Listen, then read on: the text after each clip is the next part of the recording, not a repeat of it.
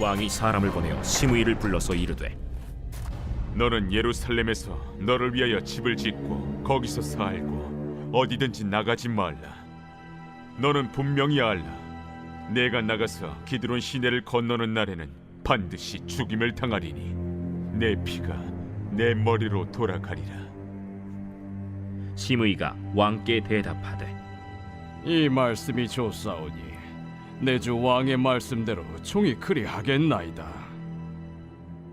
이에 날이 오래도록 예루살렘에 머무니라. 3년 후에 시므이의 두 종이 가드 왕 마가의 아들 아기스에게로 도망하여 간지라. 어떤 사람이 시므이에게 말하여 이르되, 당신의 종이 가드에 있나이다. 시므이가 그 종을 찾으려고 일어나 그의 나귀에 안장을 지우고 가드로 가서 아기스에게 나아가 그의 종을 가드에서 데려왔더니, 시므이가 예루살렘에서부터 가드에 갔다가 돌아온 일을 어떤 사람이 솔로몬에게 말한지라. 왕이 사람을 보내어 시므이를 불러서 이르되, 내가 너에게 여호와를 두고 맹세하게 하고 경고하여 이르기를 너는 분명히 알라. 내가 밖으로 나가서 어디든지 가는 날에는 죽임을 당하리라 하지 아니하였느냐. 너도 내게 말하기를 내가 들은 말씀이 좋으니이다 하였거늘 내가 어찌하여 여호와를 두고 한 맹세와 내가 내게 이른 명령을 지키지 아니하였느냐. 내가 내 마음으로 아는 모든 나 곧 내 아버지에게 행한 바를 내가 스스로 아나니 여호와께서 내 악을 내 머리로 돌려보내시리라. 그러나 솔로몬 왕은 복을 받고 다윗의 왕위는 영원히 여호와 앞에서 견고히 서리라 하고 여호야다의 아들 브나야에게 명령하매 그가 나가서 시므이를 치니 그가 죽은지라. 이에 나라가 솔로몬의 손에 견고하여지니라. 할렐루야. 9월 8일 금요일 아침 묵상, 오늘 열왕기상 2장 36절에서 46절 말씀을 통해서 하나님의 은혜의 말씀 함께 나누기를 원합니다. 솔로몬 왕은 아버지 다윗의 유언을 지혜롭게 잘 처리했는데요, 마지막 시므이에 대한 처리를 보여주고 있습니다. 이것은 악에 대한 결말을 보여줍니다.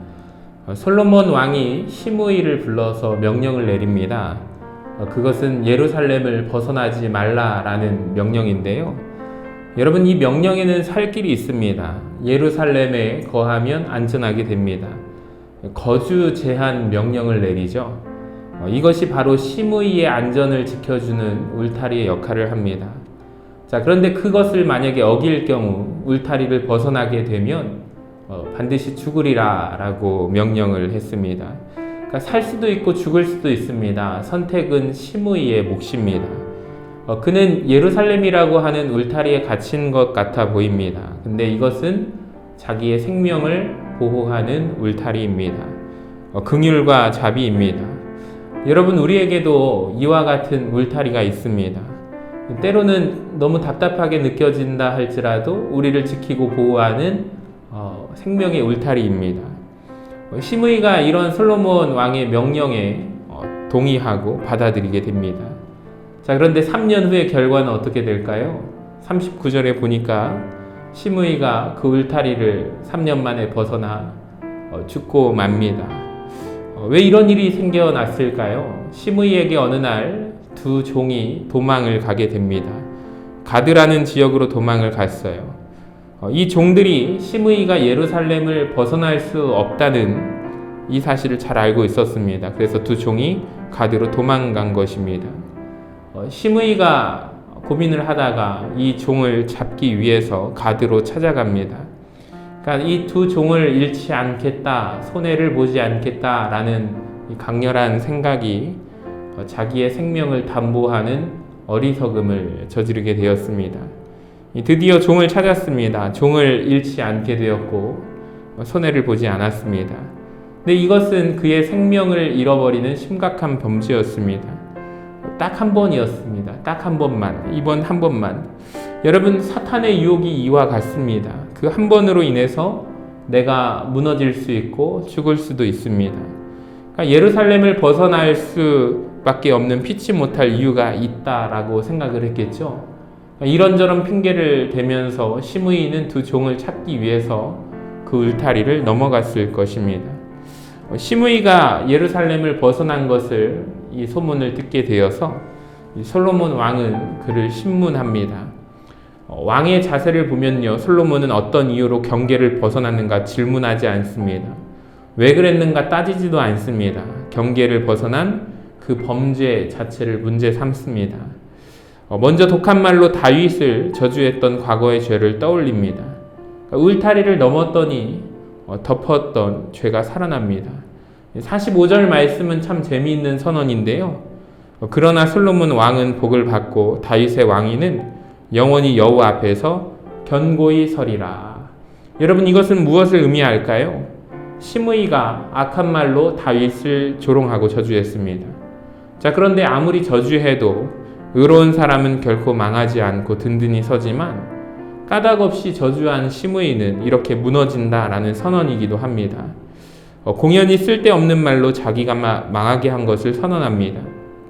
이제 울타리를 벗어난 시므이에게 최종 심판이 임합니다. 시므이는 심판을 받아 죽게 되고 솔로몬 치하에 다윗 왕국은 견고하게 섰습니다. 사랑하는 여러분, 우리에게도 지켜야 할 경계가 있습니다. 그 안에 거하면 안전한 분명한 선이 있다는 것을 기억하시기를 바랍니다.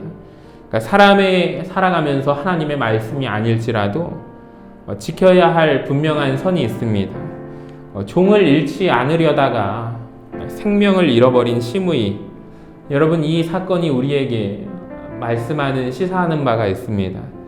작은 것 때문에 많은 것을 잃는다, 이 서탐대실이라는 말이 생각이 납니다. 쓸데없는 자존심에 목숨을 걸고 사람을 잃고 사랑을 잃습니다. 정말 내가 끝까지 놓치지 말아야 할 것은 무엇인가를 생각했으면 좋겠습니다. 어떤 누군가는 돈을 잡다가 사람을 잃어버립니다. 잠깐의 즐거움을 위해서 사랑을 잃어버립니다. 순간적인 욕망을 채우려다가 영원한 기쁨을 잃어버립니다. 어리석은 인생이죠. 여러분, 우리 사회의 안전을 지켜줄 울타리들이 이 시대 가운데 많이 무너지고 있습니다. 참 걱정스러운 일입니다. 힘들게 살면서도 정직하게 또 열심히 살아가는 성도님들 힘을 내시기를 바랍니다. 여러분이 정말로 복된 삶을 살아가시는 것입니다. 한 번에 큰 것을 이루지 못하더라도 양심의 울타리를 지키며 하루하루 열심히 살아가는 여러분들이 정말로 귀한 분들입니다. TV를 보면은 인사청문회 같은 그런 모습을 보면서 속상해하지 마시기를 바랍니다. 도덕성보다 능력을 내세우는 이 세상에서 실망하지 마시고 우리의 울타리를 잘 지키며 정직하게 열심히 살아가시기를 바랍니다. 만약에 손해를 볼지언정 주 안에 머물며 사시기를 바랍니다. 그 울타리를 벗어나지 마시기를 바랍니다. 그 안에서 우리가 영원한 생명을 누리는 우리 귀한 복된 서신의 성도님들 되시기를 주님의 이름으로 간절히 축복합니다.